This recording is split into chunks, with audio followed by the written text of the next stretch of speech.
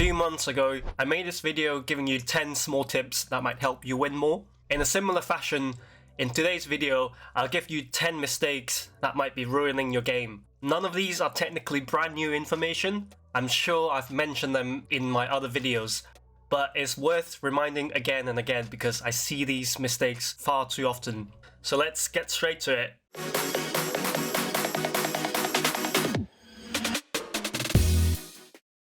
The first one is going to be passing when the lane is blocked. This one sounds so obvious, but you'll be surprised how many people still do this. So in this example, my opponent has a counter-attack. I would sort of understand if he was trying to pass to the wing here, but he was actually trying to pass to the centre forward here, who is completely blocked by my player, so of course he lost the ball straight away. So in this one, my opponent is trying to build up here, and I'm manually blocking his closest option. Of course, I can easily just say he shouldn't have made that pass, but I think he panicked a little bit because he saw me pressuring.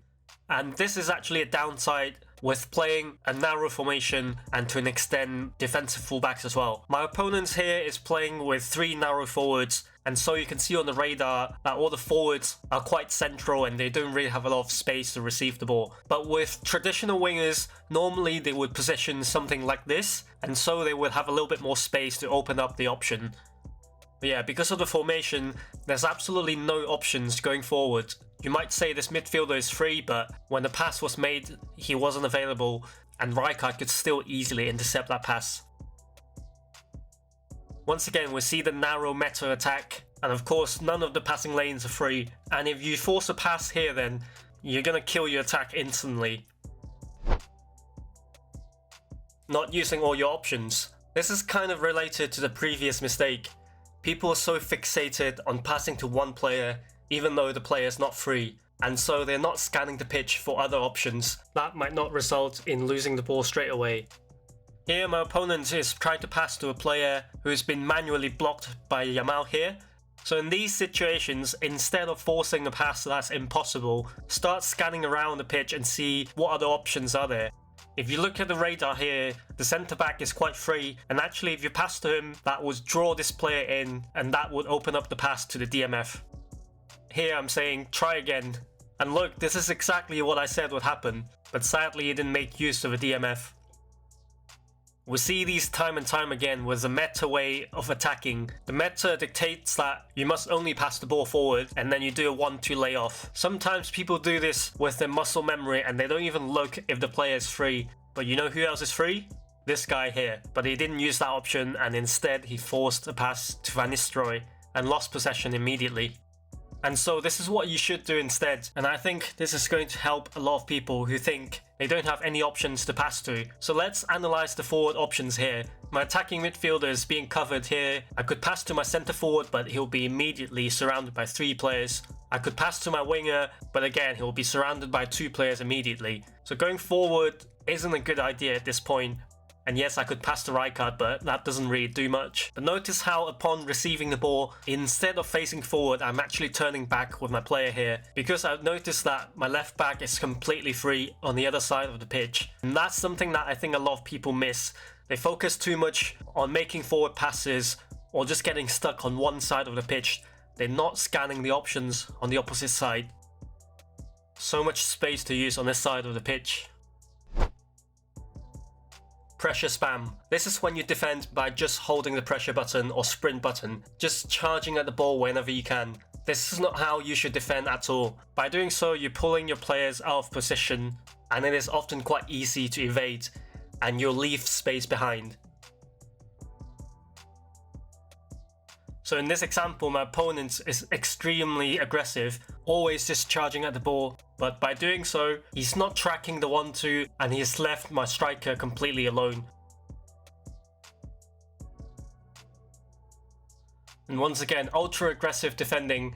As soon as they switch to the player, they just charge out. And this is how you can tell they just defend with one button, dragging the midfielder out and now dragging the centre back out as well. Again, just holding down the pressure button to defend and now leaving my other midfielder free. And as soon as I made the pass to my other midfielder, once again, another centre back charging out, leaving my centre forward free.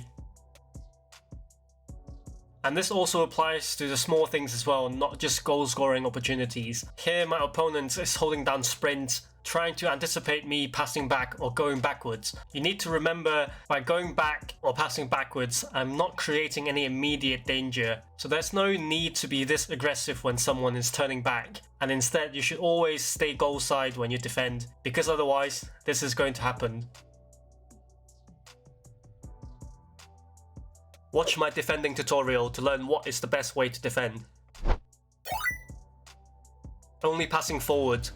This is quite similar to not using all your options. A lot of people, when they attack, they're too focused on only making forward passes. I call this the reverse rugby, where they can't pass back at all. This is especially important for people who like to play a lot of 1-2s as well. A lot of them think that because they started the 1-2, they have to finish it. Sometimes even when the passing lane is not open. The better option would have been turning back and passing back to the midfielder to use the space in midfield. Again, a lot of people, when they see someone running, they think, okay, I have to make a through pass now. Even when there's a brick wall standing right in front of you. Sometimes you can pass back as well. For example, this midfielder is completely free. Sometimes when you do it so much that it becomes muscle memory and you pass forward even when there's no one there. Careless passes inside your own box. Time and time again, I see people try to pass to their forwards from inside their own box, or they make passes inside their own box without really checking. In doing so, they lose the ball in a very dangerous area, which directly creates shooting opportunities for their opponents. My opponent here pressed pass way too early and he should have super cancelled it, and in general you don't want to make passes when the angle is more than 90 degrees to where your player is facing. That would badly impact the quality of the pass and you risk giving away the ball too easily. My opponent charged up a pass very quickly here, which tells me he didn't actually check and see which player is free. He just charged up the pass and hoped for the best. He gets another chance here, but once again, he's charging up a blind pass. I don't even know where he is aiming at. Third time's a charm, and he's once again charging up a blind pass when there are two players outside of the box completely free.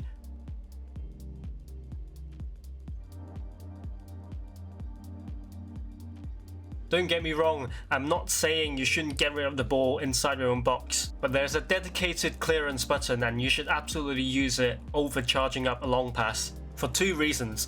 One, by using the clearance button, the player will get rid of the ball quicker. Two, by clearing the ball, you kick the ball high up and far away, which gives you a little bit more time to recover. In this example, because my opponent made a ground pass, it was very easy for me to make a quick one-touch pass back inside the box. Something I wouldn't have been able to do if it was a clearance.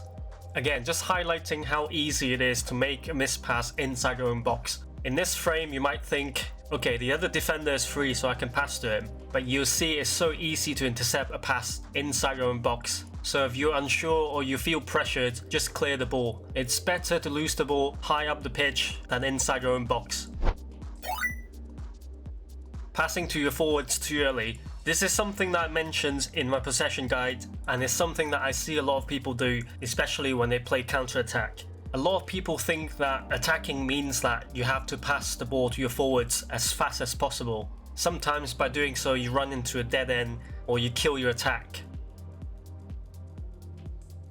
So in this example, it's very clear where my opponent wants to pass to. But let's say if the forward receives the ball here, what's going to happen next? There's no other options to pass to, so you're forced to want to lay off to the other forward and maybe force a through ball. And so by doing that, every attack you have is going to be the same. And if your opponent knows how to defend, then this is not going to work.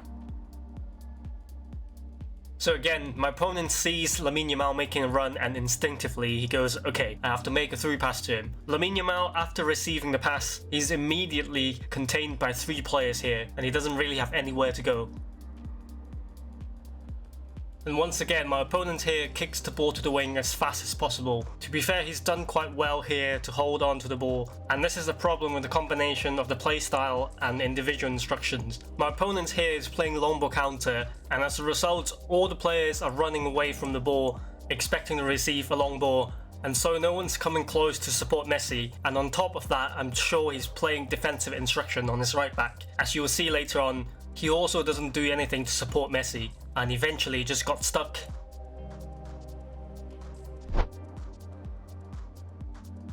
Unrealistic passes. Now, I get it, we all want to be De Bruyne and make those spectacular passes, but there's a reason why even players like Modric and De Bruyne don't do those every game, because they're hard to pull off. And also, at the very least, you'll need a player with very good passing stats in order to pull off those passes. I've seen people attempting these passes with players like Mbappe and Batistuta. It's just not gonna work. I'm not saying you should never attempt them, but most of the time you'll end up giving the ball away. So my opponent here carries the ball to the flank, and I think this is something people do out of panic. They think that, oh, I don't know what to do, I might as well send a long ball because I'm gonna lose the ball anyway. In this example, my opponent should have kept carry on dribbling since there's a lot of space in front of him. But here he tried to do a lofted through pass to Mbappe. I understand the idea, but there are two problems. One, this is Rashford, he's not that good at passing. And secondly, the player is not facing anywhere close to where the pass is going. And this has a huge impact on the quality of the pass.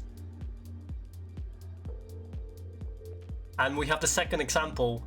No, this is not the pass we wanted to talk about. It's this one here. And again, I think this is a combination of a few things. He probably thought that because he's being pressed here, so he needed to pass the ball quickly. And maybe because he saw his forward making a run, and so he had to pass to him, because counter-attack. Again, I understand the idea, but again, this is Cody Gakpo, and on the volley, he's never gonna pull that off.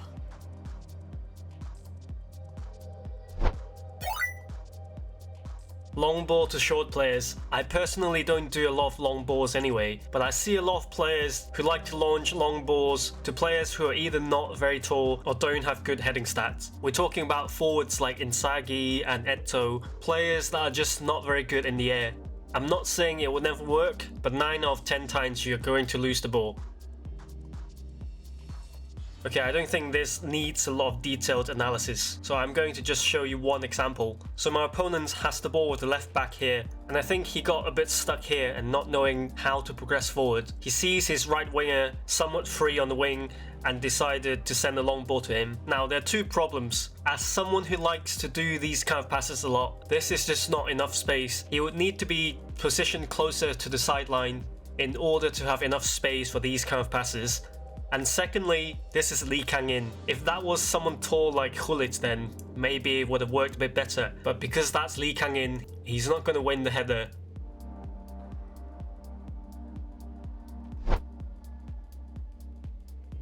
Rushing play. Safe to say this is the #1 killer in ending your attacks, especially for those who play counter-attack style. A lot of people, when they first get the ball, the first thing they think of is to send a through ball or pass forward, often without checking if the target is even available. Needless to say, this leads to a lot of unnecessary turnovers in possession. This is a prime example. A lot of people, when they get the ball, the first thing that comes to mind is to send a through ball, and not necessarily looking at other options. Nedved is completely free here to receive the pass, but he does a lofted through pass here to Gullit, who's not even running yet. Another good example here, my opponent wins the ball, and as soon as Gullit turns around, he tried to pass the ball. Now, if he was trying to pass to this player here, it might have been fine, but my defender could easily have intercepted that. But in reality, he was trying to pass to Ibra here, which is completely blocked by my right guard. Sometimes you have more space and time than you actually realize. Especially in this case, he had so much space to dribble, he didn't need to rush to pass the ball away, especially when the pass is going to a player who's not free. Sprinting too much. This is another big one. I see a lot of people holding down the sprint button at all times, whether they're in attack or defense. When you're sprinting with the ball, your player will have less control of the ball and he'll take longer to execute the next command, whether it's changing direction, passing or shooting. So you should only use sprint when you have a lot of space in front of you. I played the whole phase with not using the sprint button in attack, and I still got to Division 1. So it is still possible to attack without using sprint, and you should definitely check that video out. My opponent has the ball here, but he's surrounded by 3 of my players. When you're in this little space, you definitely want to release the sprint button. And as you can see by the touch here, still using the sprint button to change direction, which gave me time to tackle. This is another common mistake as well, receiving the ball while holding the sprint button. If Cancelo wasn't here, then yes, by all means hold down the sprint button on receive, but as you can see, because he's holding the sprint button, the player takes a big touch and allowed me time to send in a tackle. I have a bonus one for you guys, and that is flank to flank passes. This is when you have the ball on the flank and you see your CF making a run and you think, okay, I should pass to him. Because why not? It seems like he has space to run into, so logically it's a good idea, right? While it's not a bad thing to do, but you need to ask yourself what is going to happen after. Because once Haaland received the ball here, he's going to be pushed out to the side, and for a player like Haaland, it's very difficult to dribble and pass. So in the end, my opponent was forced to do a cross with Haaland to Dirk Kuyt. Sometimes even I do this as well. Like here, I saw Alvarez making a run, so I passed to him.